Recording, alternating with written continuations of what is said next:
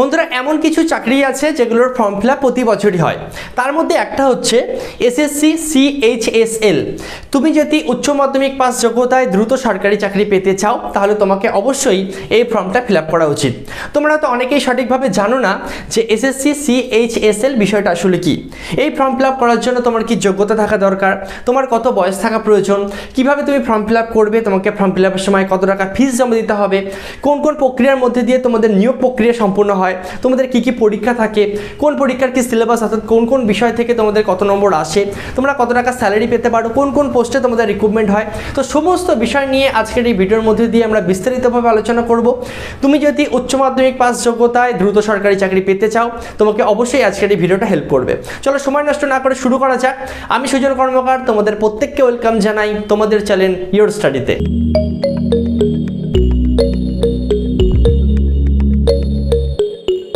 চলো প্রথমেই জেনে নেওয়া যাক এসএসসি CHSL বিষয়টা আসলে কি। দেখো CHSL অর্থাৎ কম্বাইন্ড হায়ার সেকেন্ডারি লেভেল, প্রতি বছর এসএসসি দ্বারা এই CHSL এর তোমরা ফর্মটা ফিল আপ করতে পারবে। অল ওভার ইন্ডিয়ার একটা ভ্যাকান্সি, টোটাল ইন্ডিয়া থেকে যে কোনো রাজ্য থেকে যে কোনো জেলা থেকে ছেলে এবং মেয়ে উভয় তোমরা আবেদন করতে পারবে। দেখো CHSL অর্থাৎ কি ছিল আমাদের কম্বাইন্ড হায়ার সেকেন্ডারি লেভেল, অর্থাৎ এই কথার মধ্যেই আমরা বুঝতে পারছি তুমি যদি উচ্চ মাধ্যমিক পাস হও তাহলেই তুমি এই ফর্মটা ফিল আপ করতে পারবে, ঠিক আছে। আর দেখো কম্বাইন্ড আছে, অর্থাৎ উচ্চ মাধ্যমিক পাস যোগ্যতায় বিভিন্ন আলাদা আলাদা পোস্টে আলাদা আলাদা ডিপার্টমেন্টে তুমি চাকরি পেতে পারো। তাহলে তোমাদের মনে প্রশ্ন আসবে দাদা কি কি পোস্ট আছে আর কি কি ডিপার্টমেন্ট আছে। একটু ধৈর্য ধরো, একটু পরেই তোমরা সেটা জানতে পারবে, ঠিক আছে। চলে আসি নেক্সট পয়েন্ট, ভ্যাকান্সি। অর্থাৎ প্রতি বছর যেটা দেখা যায় 5000-এর কাছাকাছি কিন্তু ভ্যাকান্সি থাকে। নতুন যখন নোটিফিকেশন বেরোবে তোমরা খুব সহজেই বুঝতে পারবে যে টোটাল ভ্যাকান্সি তোমাদের কত আছে। তবে মোটামুটি অ্যাভারেজ একটা 5000 ভ্যাকান্সি কিন্তু থাকে, ঠিক আছে। চলে আসি নেক্সট পয়েন্টে। একটু আগেই আমি তোমাদের নাম্বার 1 পয়েন্টে বলছিলাম আলাদা আলাদা পোস্টে তোমরা চাকরি পেতে পারো। তাহলে কি কি পোস্ট চলো দেখে নেওয়া যাক। প্রথম যে পোস্টে তোমরা চাকরি পেতে পারো সেটা হচ্ছে LDC অর্থাৎ লোয়ার ডিভিশন ক্লার্ক, ঠিক আছে। এছাড়া দ্বিতীয় যে পোস্ট আছে সেটা হচ্ছে DEO। এরপরে আছে তোমাদের PA অর্থাৎ পোস্টাল অ্যাসিস্ট্যান্ট। এরপরে আছে তোমাদের SA অর্থাৎ শর্টিং অ্যাসিস্ট্যান্ট, JSA অর্থাৎ জুনিয়র সেক্রেটারিয়েট অ্যাসিস্ট্যান্ট।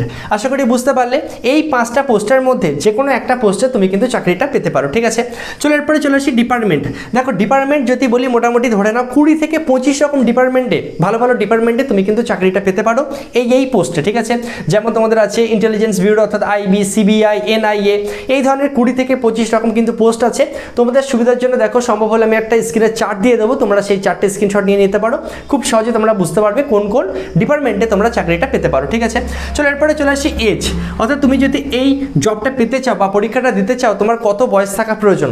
দেখো তুমি যদি জেনারেল ক্যান্ডিডেট হয়ে থাকো তোমার বয়স হতে হবে 18 থেকে 27 বছরের মধ্যে, ঠিক আছে। তুমি যদি OBC ক্যান্ডিডেট হয়ে থাকো তাহলে তুমি 3 বছরের ছাড় পাবে। তুমি যদি SC বা ST ক্যান্ডিডেট হয়ে থাকো তাহলে তুমি টোটাল 5 বছরের ছাড় পাবে, ওকে। এরপরে চলে আসি ফর্ম ফিল আপের সময় তোমাকে কত টাকা ফিস জমা দিতে হবে। আর একটা বিষয়, তুমি কিভাবে ফর্ম ফিল আপ করবে। ফর্ম ফিল আপের পদ্ধতি সম্পূর্ণ অনলাইন, যে ওয়েবসাইটে গিয়ে তোমাকে অনলাইনে আবেদন করতে হবে তার লিঙ্ক আমি তোমাদের সুবিধার জন্য ডেসক্রিপশনে দিয়ে দেবো, ঠিক আছে। তোমাকে কত টাকা ফিস দিতে হবে। তুমি যদি জেনারেল বা OBC ক্যান্ডিডেট হয়ে থাকো তাহলে তোমাকে দিতে হবে 100 টাকা, ঠিক আছে। এছাড়া তুমি যদি ফিমেল, SC বা ST ক্যান্ডিডেট হয়ে থাকো তাহলে তোমাকে কোনো টাকা দিতে হবে না। আশা করি বুঝতে পারলে। চলো এরপরে চলে আসি এডুকেশন কোয়ালিফিকেশন, অর্থাৎ শিক্ষাগত যোগ্যতা তোমার কি থাকা দরকার। শিক্ষাগত যোগ্যতা হিসেবে তোমাকে অবশ্যই উচ্চ মাধ্যমিক পাস করতে হবে, ঠিক আছে। এছাড়া তোমরা যদি প্রশ্ন করো দাদা সায়েন্স, কমার্স, আর্টস এরকম কোনো কি ব্যাপার আছে, অ্যান্সার হবে না। যে কোনো শাখা থেকে তুমি যদি উচ্চ মাধ্যমিক পাস করো তাহলে তুমি আবেদন করতে পারবে। এছাড়া কোনো রকম কিন্তু পার্সেন্টেজেরও ব্যাপার নেই যে 50%ই থাকতে হবে বা 60% থাকতে হবে, এমনও কোনো ব্যাপার নেই। উচ্চ মাধ্যমিক পাস হলেই প্রত্যেকটা ছেলে এবং মেয়ে তোমরা কিন্তু আবেদন করতে পারবে, ঠিক আছে। চলে আসি এরপরে গুরুত্বপূর্ণ পয়েন্ট, সিলেকশন অর্থাৎ তোমাদের নিয়োগ প্রক্রিয়া কোন কোন ধাপের মধ্যে দিয়ে সম্পন্ন হয়। তো দেখো তোমাদের নিয়োগ প্রক্রিয়া টোটাল 4টে ধাপ আছে। প্রথমে তোমাদের হয় হচ্ছে CBT অর্থাৎ কম্পিউটার বেসড টেস্ট হয়। তোমাদের অনলাইনে কম্পিউটারে বসে প্রথম পরীক্ষাটা দিতে হবে, ঠিক আছে। এরপরে তোমাদের একটা রিটেন এক্সাম হবে অর্থাৎ পেন অ্যান্ড পেপারে একটা এক্সাম হবে তোমাদের। 3 নম্বর ধাপে তোমাদের একটা স্কিল টেস্ট থাকে, কি টেস্ট তোমাদের দিতে হয় সেটা তোমরা একটু পরে জানতে পারবে। এবং 4 নম্বর ধাপে তোমাদের ডকুমেন্টস ভেরিফিকেশন হয়। এই 4টে ধাপের মধ্যে দিয়ে তোমাদের নিয়োগ প্রক্রিয়া টোটাল সম্পূর্ণ হয়। চলো এক এক করে বিস্তারিতভাবে বুঝে নেওয়া যাক। প্রথমেই তোমাদের কি হবে, CBT অর্থাৎ কম্পিউটার বেসড টেস্ট। তোমাদের অনলাইনে কম্পিউটারে বসে তোমাদের পরীক্ষা দিতে হবে, ঠিক আছে। টোটাল টাইম থাকবে তোমাদের কাছে 60 মিনিট। চলো সিলেবাসটা ভালো মতন বুঝে নেওয়া যাক। কি কি বিষয় থেকে তোমাদের কোশ্চেন আসে, জেনারেল অ্যাওয়ারনেস থেকে তোমাদের 25টা কোশ্চেন আসবে, ঠিক আছে। জেনারেল ইন্টেলিজেন্স এবং রিজনিংস থেকে টোটাল 25টা কোশ্চেন আসবে। ম্যাথ থেকে তোমাদের কোশ্চেন থাকে 25টা এবং জেনারেল ইংলিশ থেকে টোটাল কোশ্চেন থাকে তোমাদের 25টা, ঠিক আছে। প্রত্যেকটা উত্তর সঠিক করার জন্য তোমরা কত করে পাবে? 2 করে পাবে, ঠিক আছে। তাহলে টোটাল প্রশ্ন কতটা হচ্ছে? 100টা কোশ্চেন হচ্ছে, 2 করে যদি ধরা হয় টোটাল আমাদের হচ্ছে 200 নম্বরের পরীক্ষা হচ্ছে, ঠিক আছে। অর্থাৎ সিবিটি এক্সামটা কত নম্বরের হচ্ছে? টোটাল 200 নম্বরে তোমাদের পরীক্ষা হচ্ছে। টাইম তোমাদের কত থাকবে? 1 ঘন্টার মধ্যে তোমাদের কিন্তু পরীক্ষাটা সম্পন্ন করতে হবে। অবশ্যই তোমাদের এমসিকিউ টাইপের কিন্তু কোশ্চেন হবে, ঠিক আছে। এছাড়া তোমাদের কিন্তু সিবিটি এক্সামে নেগেটিভ মার্কিং আছে, অর্থাৎ তুমি যদি দুটো কোশ্চেন ভুল করো তাহলে তোমাকে 1 নম্বর কেটে নেওয়া হবে। অর্থাৎ নেগেটিভ মার্কিং হচ্ছে তোমাদের প্রত্যেকটা কোশ্চেনে 0.50, ওকে। এটা হচ্ছে তোমাদের টোটাল সিবিটি এক্সামের সিলেবাস। আর একটা বিষয় আমি তোমাদের জানিয়ে রাখি, 2022 সাল থেকে তোমাদের সিবিটি এক্সামের পরিবর্তে সম্ভবত NRACET অর্থাৎ national recruitment agency common eligibility test, এই টেস্ট তোমাদের কিন্তু প্রথমে দিতে হবে। যদিও এখন অবধি ফাইনাল নোটিফিকেশান আসেনি, ফাইনাল নোটিফিকেশান আসলে আমি তোমাদের জানিয়ে দেবো, ঠিক আছে। 2021 সাল অবধি যে নিয়মে তোমাদের পরীক্ষা হচ্ছে সেই নিয়মটা আমি তোমাদের বলে দিলাম, ওকে। সিবিটি এক্সাম তোমাদের হয়ে যাচ্ছে, আশা করি পুরো বিষয়টা বুঝতে পারলে। এই সিবিটি এক্সামে 200 নম্বরের মধ্যে তুমি কত পাচ্ছ তার উপর থেকে একটা কাট অফ তৈরি হবে, একটা মেরিট লিস্ট তৈরি হবে।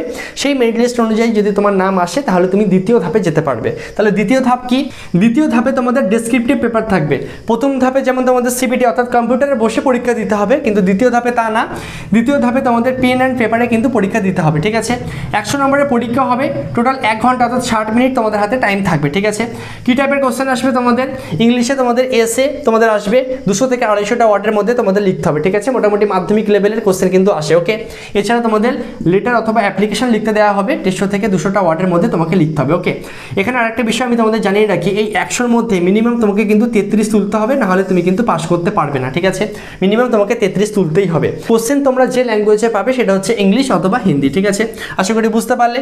এই দুটো ধাপ তোমার যখন পার হয়ে যাচ্ছে, অর্থাৎ সিবিটি এবং ডেসক্রিপটিভ পেপার, এই দুটো ধাপ তোমার পার হয়ে যাওয়ার পর 3 নম্বর ধাপ হচ্ছে তোমাদের স্কিল টেস্ট, ঠিক আছে। স্কিল টেস্টে থাকে হচ্ছে টাইপিং টেস্ট।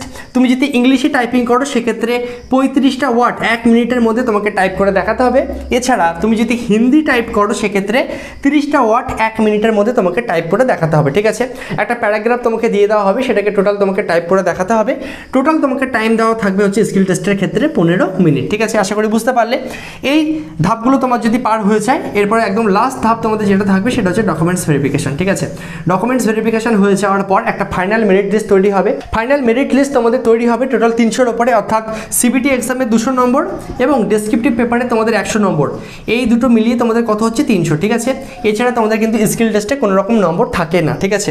এই 300-র মধ্যে তুমি কত পাচ্ছ তার উপর নির্ভর করছে তুমি জবটা পাবে কি না, ঠিক আছে।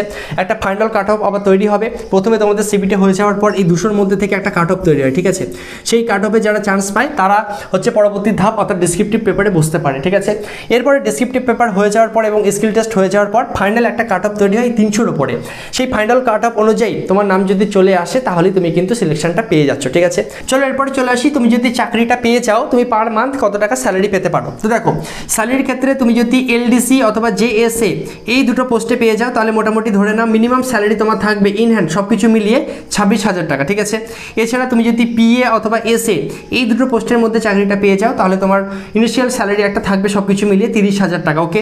এছাড়া তুমি যদি ডিইও অর্থাৎ ডাটা এন্ট্রি অপারেটরে যদি চাকরিটা পেয়ে যাও তাহলে তুমি মোটামুটি ধরে নাও 33,000 টাকা একদম শুরুতেই তোমার কিন্তু ইন হ্যান্ড স্যালারি থাকবে। এরপর তোমার অভিজ্ঞতা বাড়ার সঙ্গে সঙ্গে, সময় বাড়ার সঙ্গে সঙ্গে তোমার কিন্তু মাইনেটাও বাড়বে, ঠিক আছে। এরপর তোমাদের অনেকের মনে নিশ্চয়ই এই প্রশ্নটা আসছে, দাদা আমি কিভাবে বুঝবো যে আমি কোন পোস্ট এবং কোন ডিপার্টমেন্টে চাকরিটা পাবো?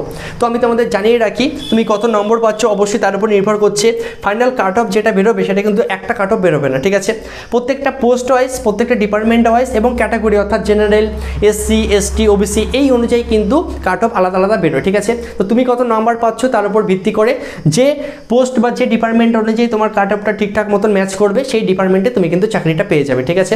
পরীক্ষা হয়ে যাওয়ার পর যখন ফাইনাল মেরিট লিস্ট বেরোবে তখন একটা চার্ট বেরিয়ে যায়, সেই চার্টটা দেখে তুমি বুঝে যাবে মানে ফাইনাল সিলেকশনের আগে যে তুমি কোন ডিপার্টমেন্টে চাকরিটা পেতে পারো। তো আশা করছি খুব সহজে তোমরা এসএসসি CHSL সম্বন্ধে গুরুত্বপূর্ণ পয়েন্টগুলো খুব সহজে বুঝতে পারলে। এরপরে যদি আরও কোনো রকম প্রশ্ন থাকে অবশ্যই আমাকে কমেন্ট বক্সে জানিও, আমি তোমাদের কমেন্টে উত্তর দিয়ে দেবো, ঠিক আছে। আর ভিডিওটা যদি ভালো লেগে থাকে অবশ্যই একটা লাইক করো, যারা এখনও সাবস্ক্রাইব করোনি অবশ্যই সাবস্ক্রাইব করে আমাদের সঙ্গে থেকো। দেখা হচ্ছে নেক্সট ভিডিওতে, ততক্ষণ সবাই ভালো থেকো, সুস্থ থেকো, জয় হিন্দ।